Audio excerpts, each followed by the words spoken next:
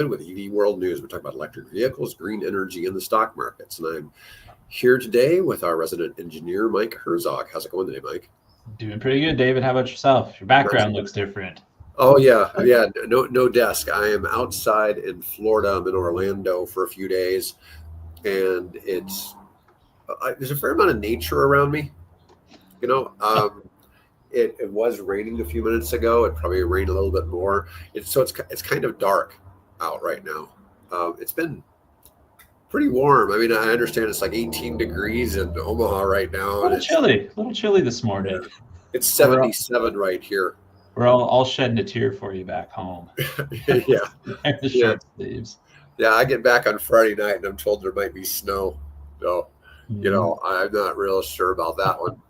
But anyways, so I want to start out today by talking about this electric aviation deal. So this is let me see if I can share this because it's got images. Everybody wants to see pictures of the airplanes. Let's see here. Present.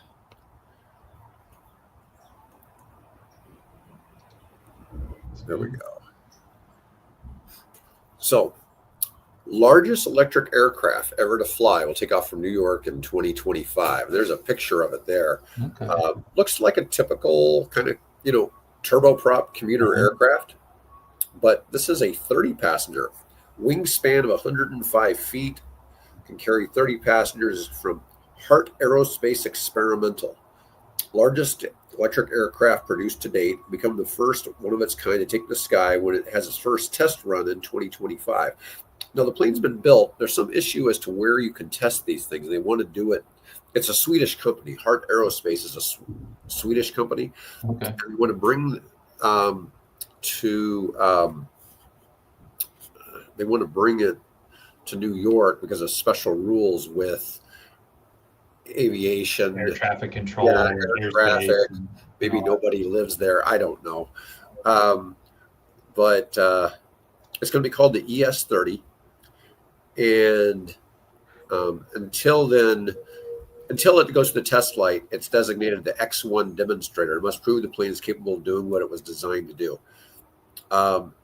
It was complete in September of 24, and they're going to use the Plattsburgh International Airport in New York. It has all the required infrastructure and traffic levels to allow for experimental flight. So I guess that means the airport is slow and it has electricity.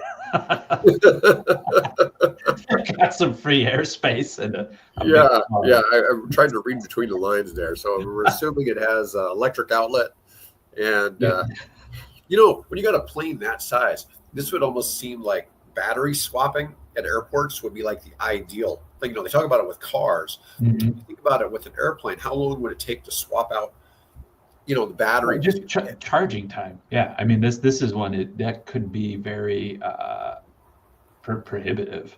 I will say something that's kind of fun. Just over the past couple of months, I've noticed a really big trend in electronic aviation and battery powered, flight and everything. And I know it's something Bill's been interested in a long time. So it's not just all of a sudden he's decided I'm going to start promoting these articles or look at it. I think it's the industry out there where a lot of people are really starting to look at it. And it's just starting to come up over the past couple of months. So I've been noticing that quite a bit in the article stream on EV World. So it's kind of cool to see that in real time. Ben here has this comment. What are you guys' thoughts on NIO's drive-by-wire system? And I'll be honest, I'm not familiar with that. You're saying it's similar to commercial fly-by-wire. I think you're going to see a lot of standardization of certain technologies. But, I was just referencing NIO and their battery swap. I think you're going to see some people do battery swap and other people just stick with charging. Mm-hmm. I think there's good use cases for both. And I'm actually thinking in the aviation space, it would make more sense to have all the big air equipment at an airport to do that versus having it somewhere on the highway where I don't know the batteries are going to really be standardized across brands and things like that. But certainly in an aviation situation, you could. The drive-by-wire system, I mean, you look at some of the technologies now where Tesla is making a vehicle doesn't even have a steering wheel.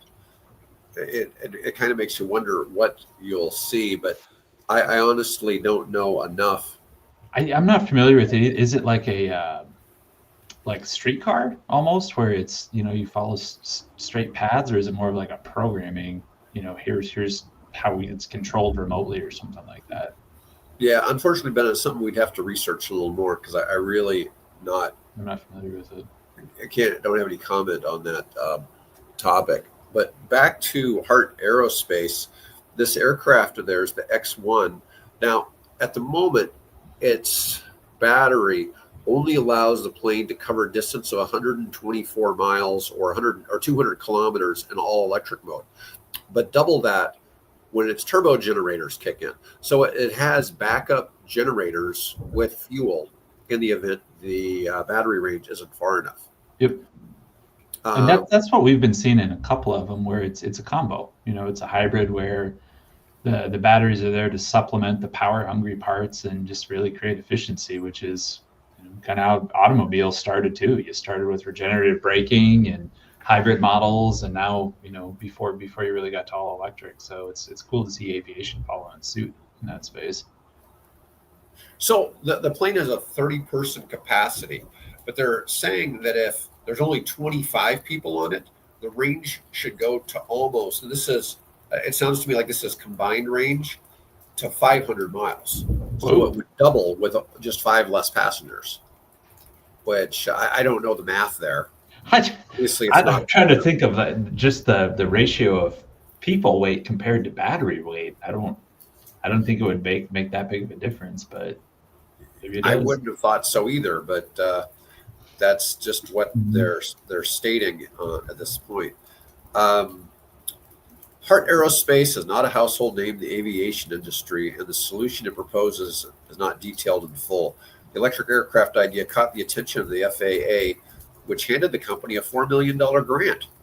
Hmm. Um, and United Airlines, Air Canada, and JSX have already placed hundreds of orders for the upcoming ES-30.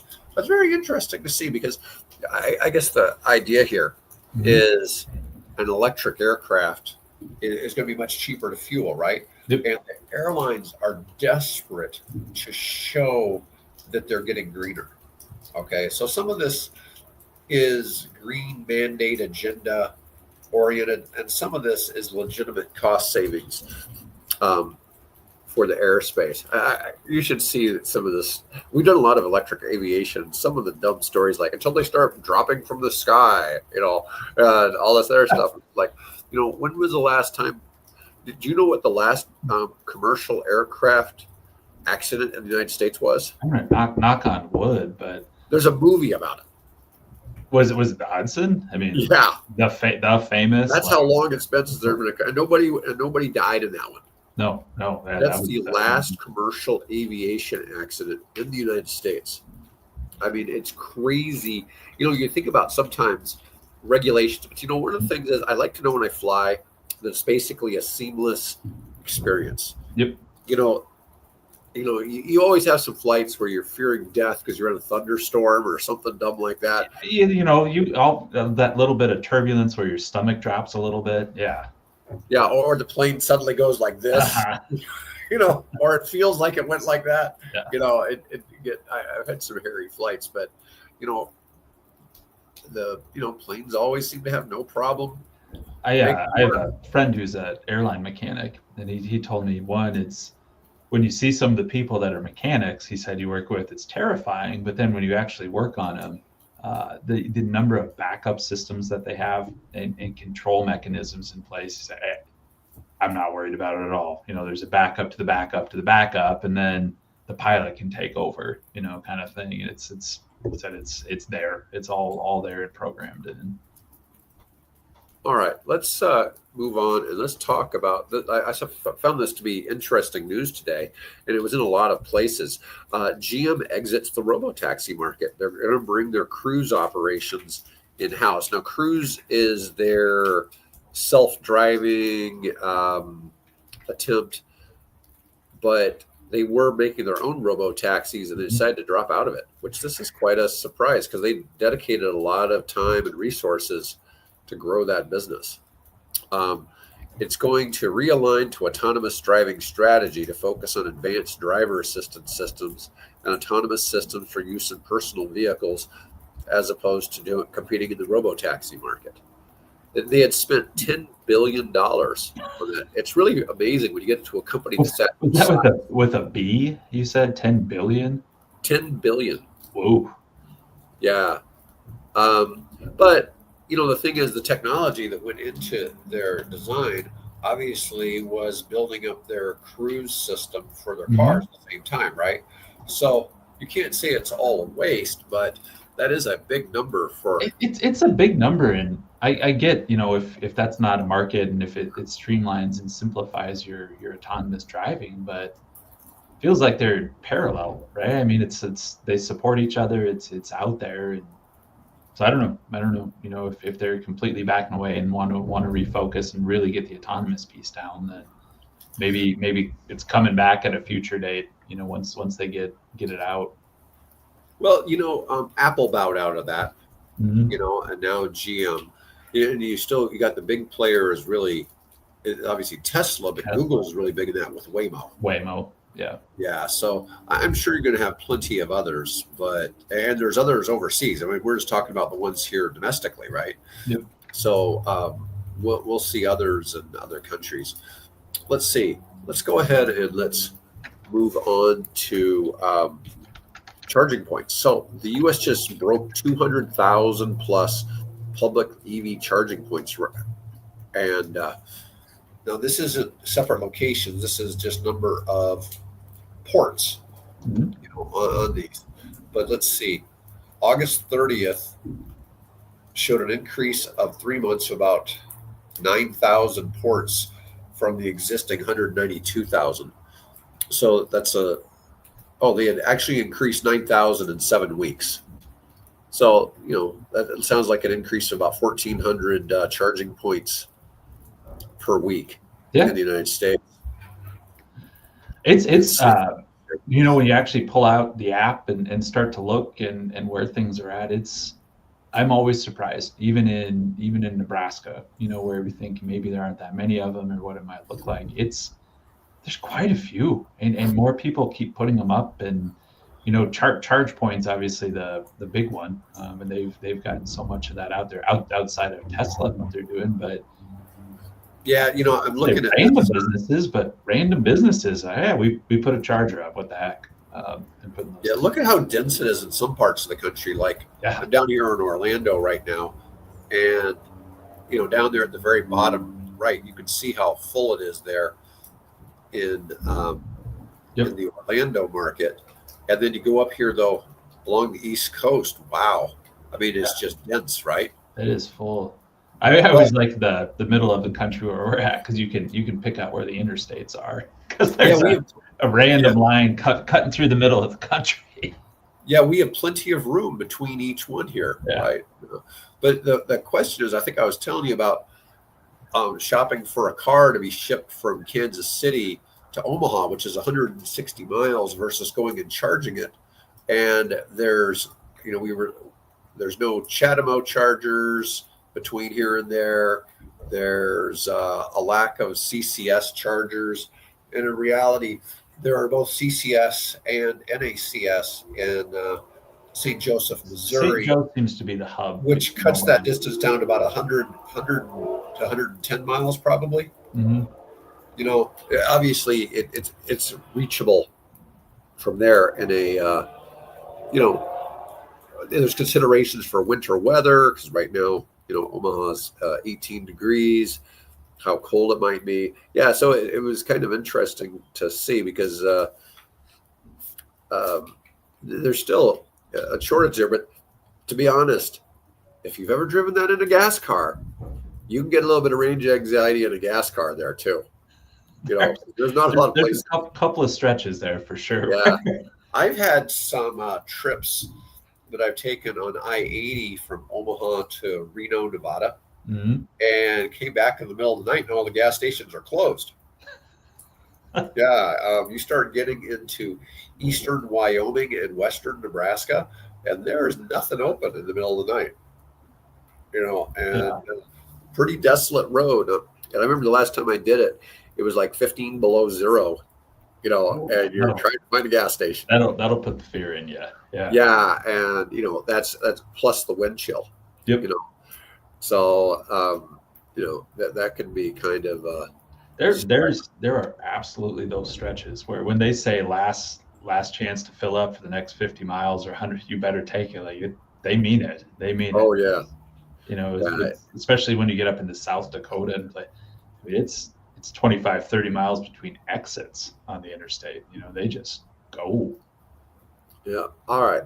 Let's go ahead and let's talk about this crazy South Korean deal.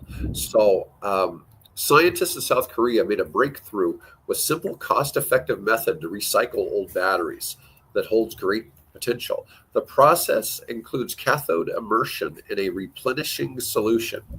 And we were discussing this before the show. When I think about a battery getting wet, I think about it catching on fire. Yeah. And this is kind of funny, but apparently they can put it in a rejuvenating spa. It's spa day. Well, they didn't use the word spa. That was, I thought that would be a more humorous description, a spa for batteries. But it just basically will restore crucial battery parts to pristine conditions. So, so we're not really talking about taking it and pulling the rare elements out, but simply rejuvenating the rare elements.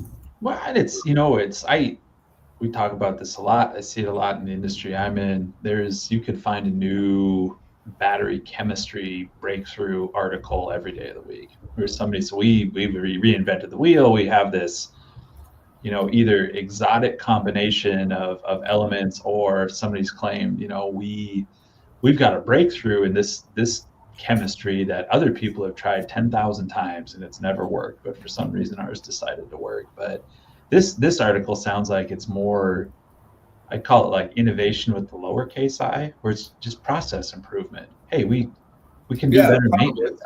We can clean it up a little bit better. We can just make the overall cycle of a battery more efficient from its lifetime, which that's how we get better. Well, one of the things about this, it doesn't sound like it's real expensive to bring to market. Yeah. Okay. That's one of my big complaints about a lot of the things, where we see it's like our new battery is the best solid state battery ever designed. It'll 10x the range of all batteries. And it's like, and it's being made by some company we've never heard of that may or may not be getting support from the Chinese government. And it does not have a Tesla, GM, or somebody like that backing it. And, it's just it's the gap between somebody doing an experiment in a lab and actually bringing something to market is just staggering. I mean, it is very, very hard to get through. Maybe I've said this on here before. About 10 years ago, we were looking at batteries, and this is when batteries were just starting to take off, and people were looking at it for utility applications and EVs. And boy, they had a shiny website, and it was polished, and we have all these investors, and we went out to visit them in New Jersey, and we kind of want to see the lab. We're actually kind of interested in investing in this. And it literally some guy in a garage, sitting there with safety glasses and test tubes and talking to the chemist back there. I don't know what else he was making in that lab. Like, oh no, I'm not anywhere near having this ready for market. Just God, boy, they'd have you believe this was ready to go and they were ready to ship. And it's just, it puts everything in perspective of how hard it is to actually make a product. So a friend of mine that's a scientist has developed a method using an ionic liquid that could prospectively produce zero carbon footprint cooling systems.